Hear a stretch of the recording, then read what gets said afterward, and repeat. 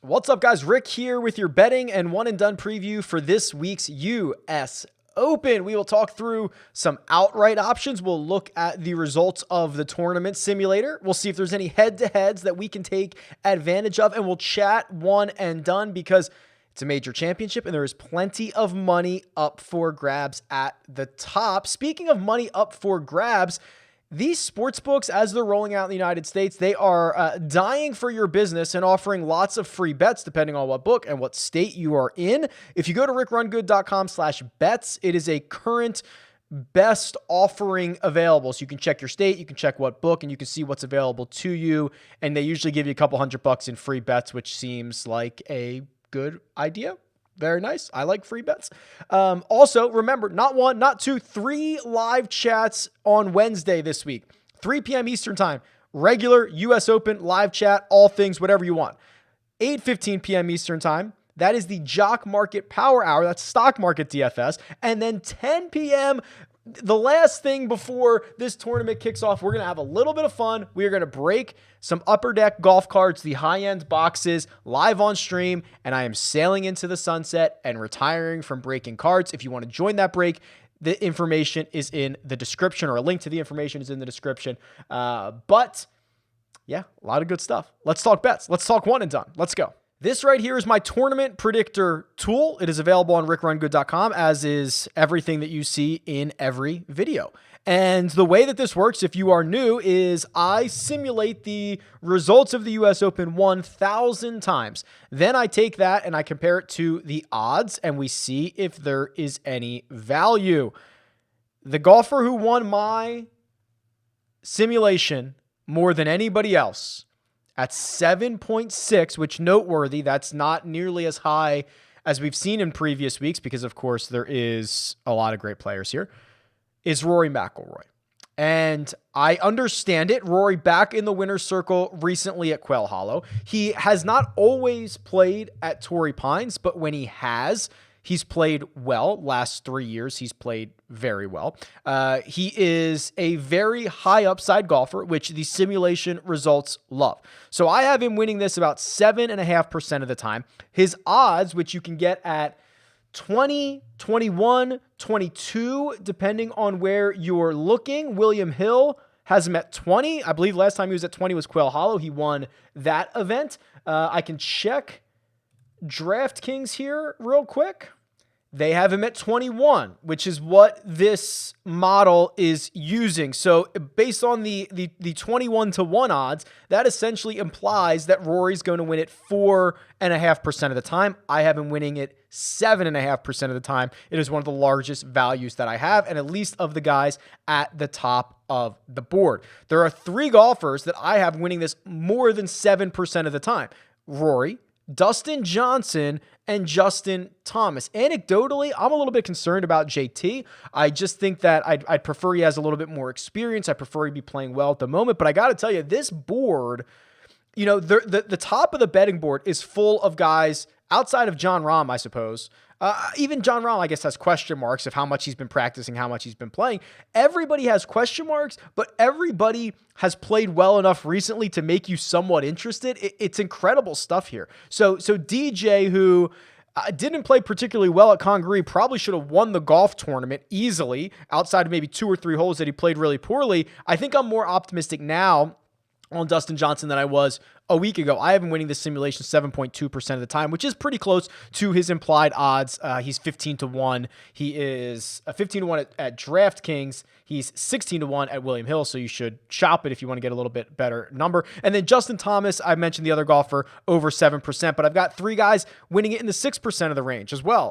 Jon Rahm, Bryson DeChambeau, and Terrell Hatton. A couple of ideas about Jon Rahm. Unfortunately, you know, betting anybody at 10-1, 10.5-1, 11-1, it's super scary. There are really no negatives for Jon Rahm. The last time we saw him, he was running away with the Memorial. We know that he has dominated at Torrey Pines. What I would say is, Torrey has historically, for guys not named Jon Rahm and maybe Rory McIlroy, it's been a pretty volatile event. If you go and look at the top players and you just look at the last 5 years, you're going to see guys with two top tens, two missed cuts.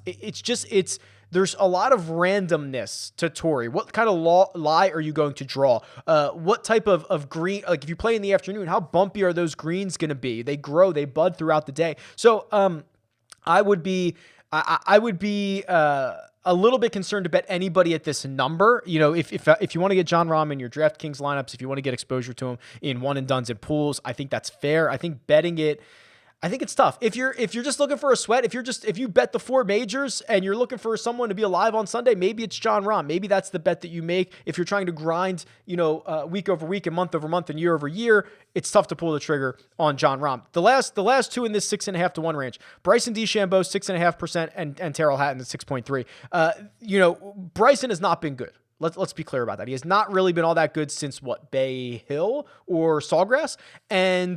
But the thing is, his game is 100% designed for U.S. Opens. This is it. It's the club head speed. It's the strength. It's extracting it from that thick Kikuyu rough.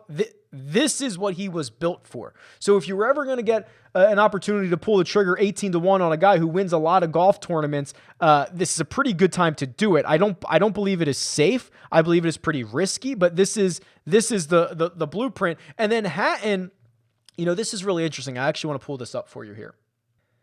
Hatton is my biggest value. He wins my projections or my sims 6.3% of the time. His implied odds 40 to 1. Say he wins it about 2.5% of the time. If you go back and look at last week, this is last week's leaderboard. He should have ran away. Actually, let me load the entire field. He should have ran away with Palmetto last week. He was by far the best player from tee to green, 2 shots clear of Hudson Swafford, the next best guy, and 4 shots clear of Johnny Vegas, Doc Redman, Will Gordon, the guys who were the next group. I mean, he was far and away the best tee to green player in the field, lost 3.2 strokes putting. If he loses 2 strokes putting, he wins the golf tournament. That's how good he was from tee to green. It's really phenomenal. We know that he thrives, or at least has played well on difficult golf courses. His most recent victory, or his PGA Tour victory, coming at Bay Hill. So to me, a 40 to 1 number that probably some places have it longer than that. William Hill has it at 35, 40 at DraftKings, but I bet you there's a 45 hanging out there somewhere, or even a 50. That's pretty interesting to me for Hatton. And I think the game sets up well. I think the sim knows what it likes. I think that's a pretty good number. We'll kind of spin my analysis on this. I think my card, and I have not finalized this card yet because I have a lot of questions and I'm not sure what I'm going to do. I'm really trying to figure out if I should be playing Brooks or not. Are we ever just going to be like, hey, maybe he really doesn't care about anything but major championships? There was a bit of optimism last week because he gained strokes both off the tee and on approach, and he was just really sour with the putter. So here's Brooks, gained 2.5 strokes off the tee, 2 strokes on approach. That's only in 2 rounds. Bled strokes on and around the greens, and usually that stretch of poor putting, it doesn't carry over for long for Brooks. So I at least believe that there are reasons to be optimistic about him, especially when you get him to a major championship. And if it plays like the USGA wants it to play, in theory, there's 10 guys who can win this golf tournament. He is certainly one of those golfers. I'm going to definitely be investing in some of these longer shot guys. Shane Lowry catches my attention, believe it or not. Adam Scott catches my attention, believe it or not. Those are 2 guys that I think are playing better than we want to give them credit for. I actually did both of them in the sleepers video that came out earlier this week. So there's some more full analysis there, but I'm also going to be targeting some golfers for top 5, top 10, top 20. And remember, the outright odds really dictate a lot of what those top 5, top 10, and top 20 numbers are going to look like. So the one that has my attention, or at least I'm intrigued about, is Matthew Wolff. And he is 225 to 1 to win the tournament, but he is plus 750 to finish inside the top 10.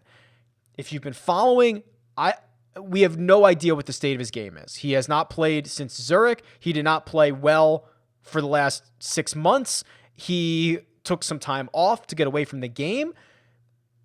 Maybe he's got it back in shape. I have no idea. But in theory, the game that he has, strong, powerful, clubhead speed, that's built for a U.S. Open. Same way that Bryson's is.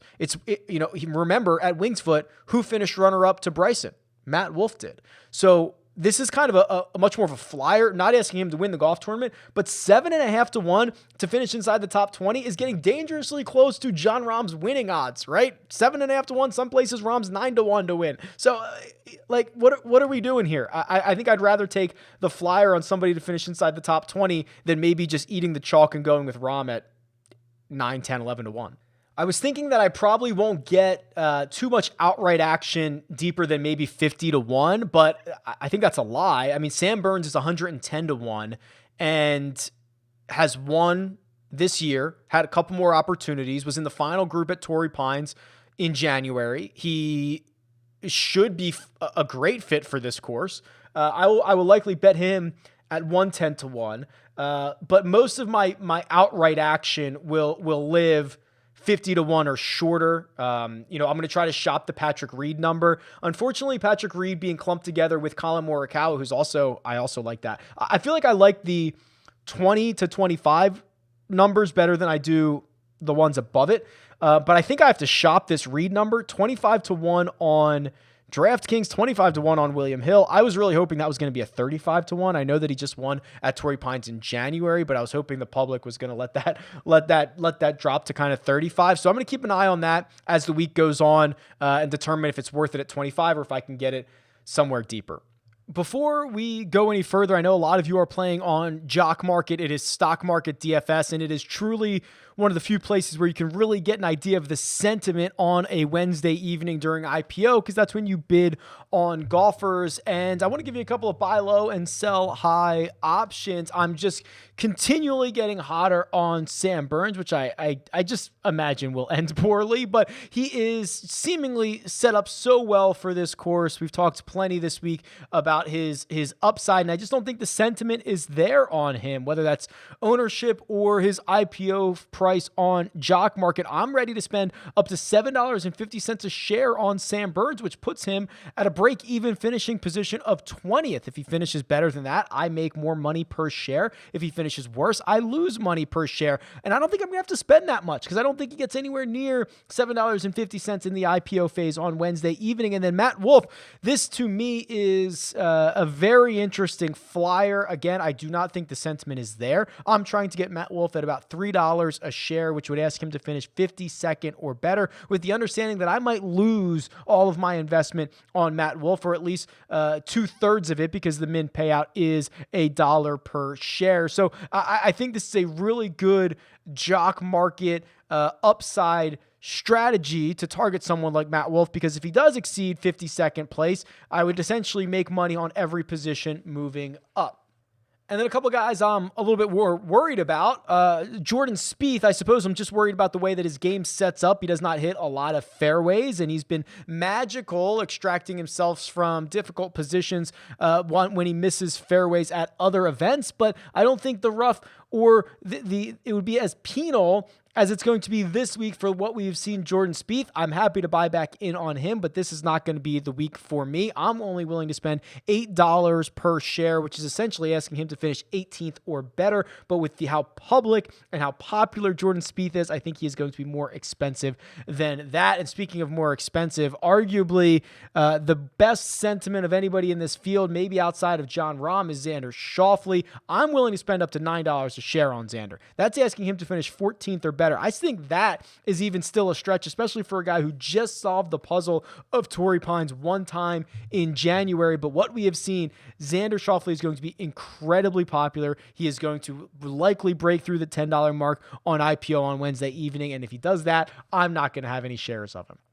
If you want to make a deposit on Jock Market, now is the time. You can use the code RICK. It is also linked in the description. It'll give you a 100% deposit bonus up to $50, the best one that they offer. And of course, you can join us Wednesday evening, 8:15 p.m. Eastern time on the Rick Run Good YouTube channel for the Jock Market Power Hour, where we talk through all the important things in the final hour of that critical IPO phase where you bid on golfers eventually to earn enough shares, and then you can trade them throughout the event.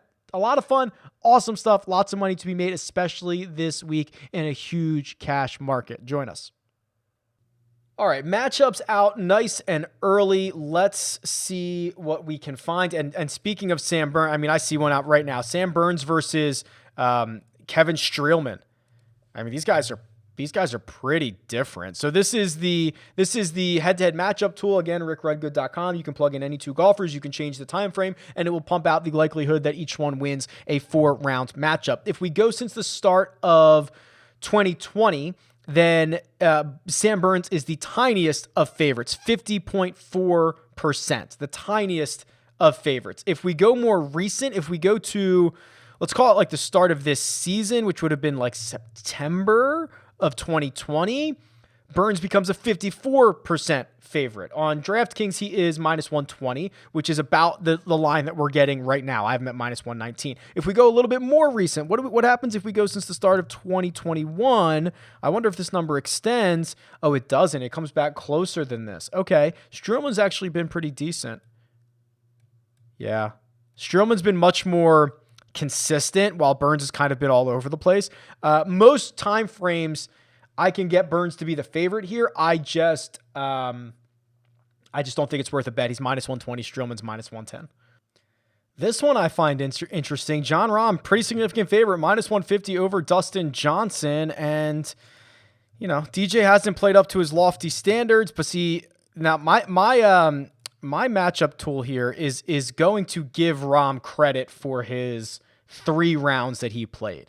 I know not all results, not all models are going to account for that because he didn't technically finish the event, or if you, for whatever reason, if you're looking at his actual result, but this is round by round strokes gained. So Jon Rahm does indeed get credit for the 3 rounds that he played at the Memorial. And you can see, I mean, it's pretty significant since let's do the start of 2021, just so that this is uniform here.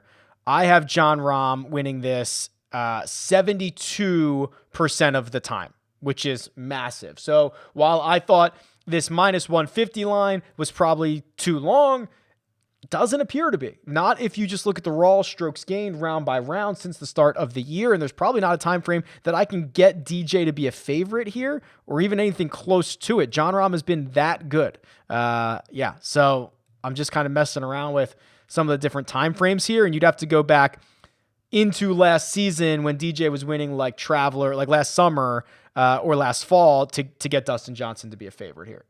This one I find interesting. Max Homa -125 over Sungjae Im.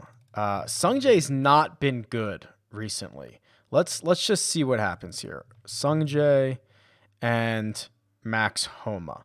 All right, let's go more recent. Let's do the start of 2021. That's kind of my default here. I like that. Sungjae, a small favorite, 51%. If we go a little bit more recent into February, which is when Homa would have gotten his victory, it turns to a tiny little favorite for Homa. If we go more recent, now we're starting to get into really small sample sizes, but even if we go to March, 55% Homa, April, 66% Homa. The gap is widening, which when it does that, it makes me want to bet that guy, right? It is. I'm understanding that it is a very small sample size, but when the smaller you get and the more recent you get, the gap is widening. That is usually a good correlator for success. So I don't love it. I think I like it. Max Homa -125 over Sungjae Im -103. Of course, Homa's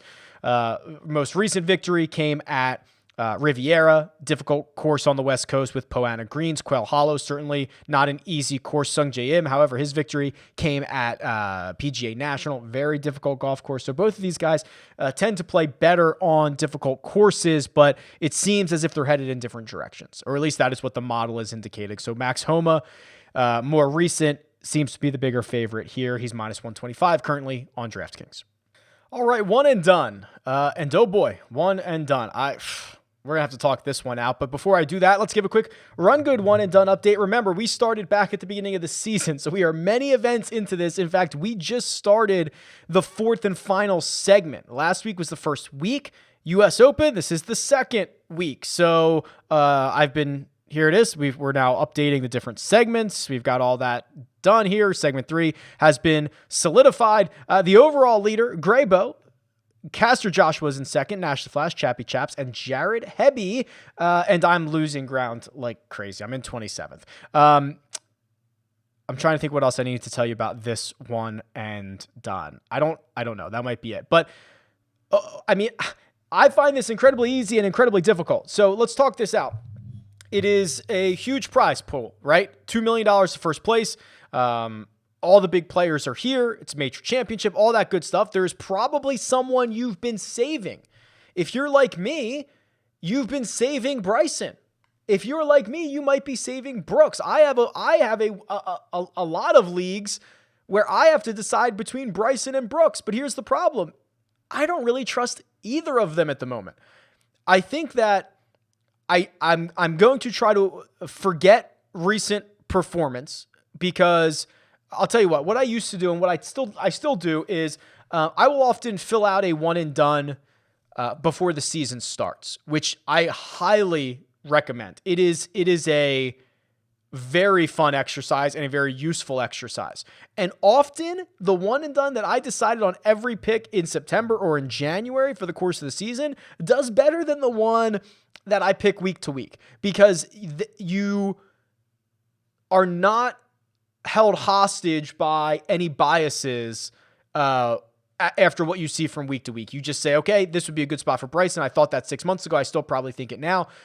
Maybe I should just play Bryson. So I'm going to try to avoid that, and I'm going to try to roll out in the places that I have saved Bryson, I'm going to roll him out. I think that is fair. If I've been saving Brooks and you've already used Bryson, again, I think you should roll him out. There are cases to be made for both of those guys. If you have everyone at your disposal, if you were literally lucky enough to have everyone at your disposal, of course, Jon Rahm is certainly going to be that guy, but I imagine you've used him already. Jon Rahm tends to be one of the more popular golfers. If we look at the Run Good one and done, which is certainly not the end all be all, he has been used second most. Only Tony Finau has been used, already more often than Jon Rahm. So if you are still have him available, basically no matter what your position is, front running or not, you should be playing Jon Rahm. The idea is he is the clear-cut favorite. The idea is if you are front running, you should continue to front run. And if you are trying to make up ground, there's an argument to be made that not a lot of people in front of you have Jon Rahm left, and you can make up ground with one of the best players, if not the best player, or he's the favorite. He's the guy. So the argument to be made is if you have Jon Rahm, you should be playing him no matter what. Who else will be popular this week? Xander. Xander will be incredibly popular this week. He's been phenomenal at U.S. Opens.